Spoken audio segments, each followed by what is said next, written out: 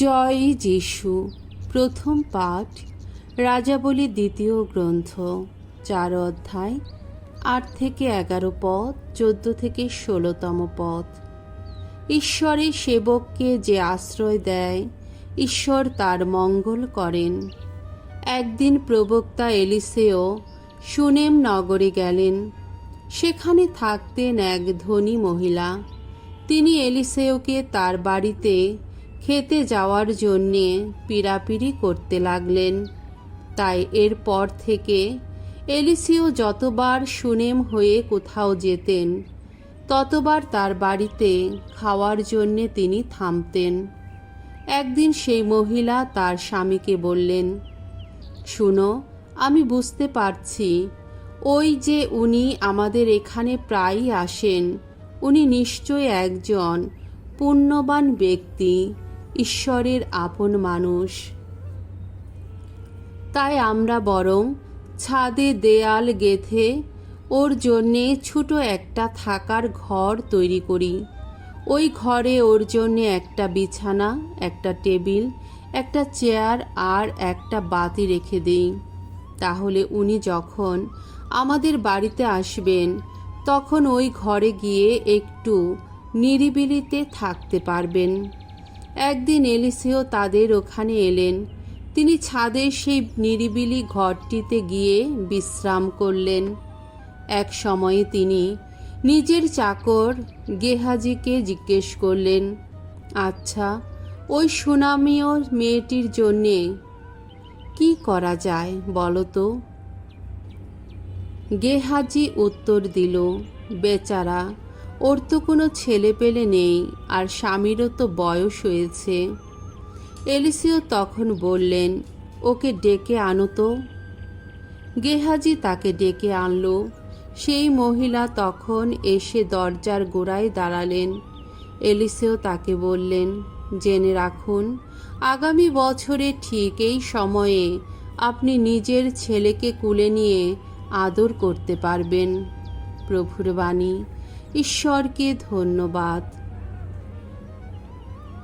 সাম সঙ্গীত 89, 1 থেকে 2 পদ, 15 থেকে 18তম পদ। ধুও, হে ভগবান, চিরদিন আমি গেয়ে যাব তোমার করুণা গাথা।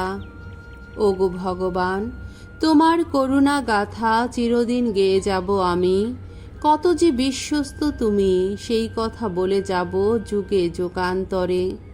আমি তো সকলকে বলি, চিরস্থায়ী করুণা তোমার, স্বর্গলোকে স্থিতমূল বিশ্বস্ততা তোমার। ওগো ভগবান, তোমার যথারীতি জয়ধ্বনি তুলতে পারে যারা, ধন্য ধন্য তারা। তোমার সান্নিধ্যের আলোকে তাদের জীবন যাপন। তোমার নামটি জপ করে আনন্দিত থাকে তারা সারা দিন ধরে। তোমার ধর্মময়তার কথা ভেবে উদ্দীপিত হয়ে ওঠে তাদের অন্তর। তুমি তাদের শক্তি, গৌরব তাদের। ওগো, তোমার দয়া পেয়েই আমাদের ক্ষমতার বিকাশ। আহা, বিপদে আমাদের রক্ষা ফলক হয়ে থাকেন যিনি, তিনি নিজেই ভগবানের আপন মানুষ, আমাদের রাজা যিনি, ইসরায়েলের সেই পবিত্র জনেরই আপন মানুষ তিনি। দ্বিতীয় পাঠ রোমীয়দের কাছে প্রেরিতদূত পলের পত্র 6 অধ্যায় 3 থেকে 4 পদ, 8 থেকে 11তম পদ।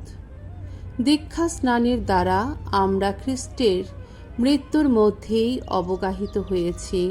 তাই এসো, আমরা এখন খ্রিস্টীয় নবজীবনের পথেই এগিয়ে চলি। প্রিয়জনেরা, দীক্ষা স্নানের দ্বারা খ্রিস্ট যিশুতে অবগাহিত হয়েছি। আমরা সকলে তার মৃত্যুর মধ্যেই অবগাহিত হয়েছি, আর তাই দীক্ষা স্নানে আমরা তার সঙ্গে সমাহিত হয়েছি, তার সঙ্গে মৃত্যুতেই সমাহিত হয়েছি, যাতে মৃতদের মধ্য থেকে খ্রিস্ট যেমন পিতার মহিমা শক্তিতে পুনর্থিত হয়েছেন, তেমনি আমরাও যেন এক নবজীবন পথে চলতে পারি। কিন্তু খ্রিস্টের সঙ্গে আমাদের যখন মৃত্যু হয়েছে, তখন এই কথা বিশ্বাস করি যে তার সঙ্গে আমরা জীবিত থাকব, কারণ আমরা জানি মৃতদের মধ্য থেকে পুনরুত্থিত খ্রিস্টের আর মৃত্যু নেই। তার ওপর মৃত্যুর আর কোনো কর্তৃত্বই নেই।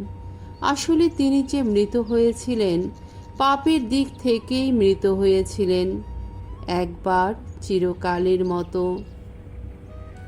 কিন্তু এখন তিনি সেই যে জীবিত, ঈশ্বরেরই জন্যে জীবিত তিনি।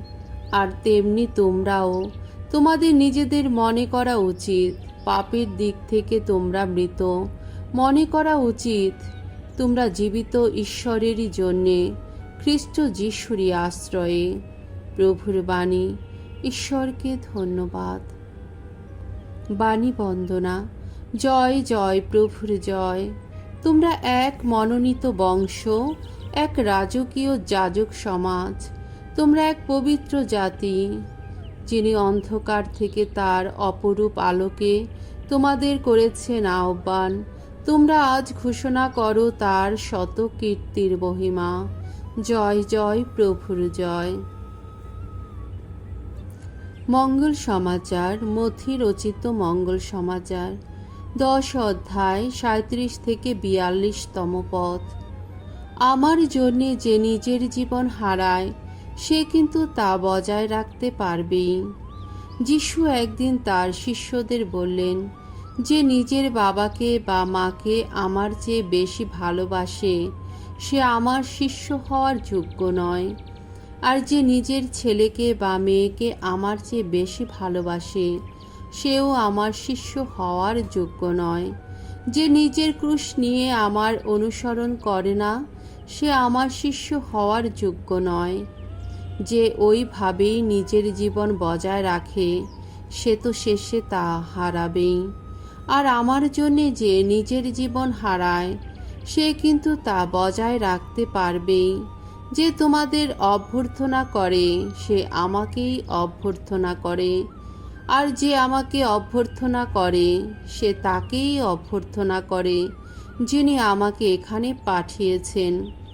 কোনো প্রবক্তাকে যে প্রবক্তা বলে অভ্যর্থনা করে, সেই প্রবক্তারই যোগ্য পুরস্কার লাভ করবে।